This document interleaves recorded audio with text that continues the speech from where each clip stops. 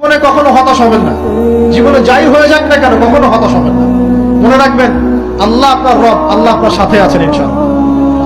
এই সমাজ আপনাকে যেভাবে শেখায়, কিভাবে শেখায়, এই যে স্কুল, কলেজ, ইউনিভার্সিটি, চাকরি, বিয়ে, সন্তান প্রতিপালন, আর তারপর ইন্না লিল্লাহি ওয়া ইন্না ইলাইহি রাজিউন, এই তো শেখায় নাকি? সবসময় মনে রাখবেন যে আল্লাহ রাব্বুল আলামিনের পরিকল্পনাই আপনার উপরে সবচেয়ে বেশি অগ্রাধিকার যোগ্য, সমাজের পরিকল্পনা নয়। পরিবার আপনাকে চাপ দিচ্ছে, চাকরি পাস না, পড়াশোনা করিস না, হ্যাঁ পড়াশোনায় কেন তুই 80 নম্বর পাইলি না, কেন চান্স পেলি না, কবে চাকরি পাবি, কবে আমাদেরকে দেখবি, খাওয়াবি, পড়াবি, এই চাপগুলো চারপাশ থেকে আসে কিনা?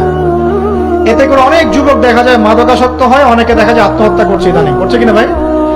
এই শব্দটা থেকে আমি এই পয়েন্টটা আজকে লিখেছিলাম যে ভুলেও আল্লাহর প্রতি বিশ্বাস এবং তাওয়াক্কুল হারাবেন না।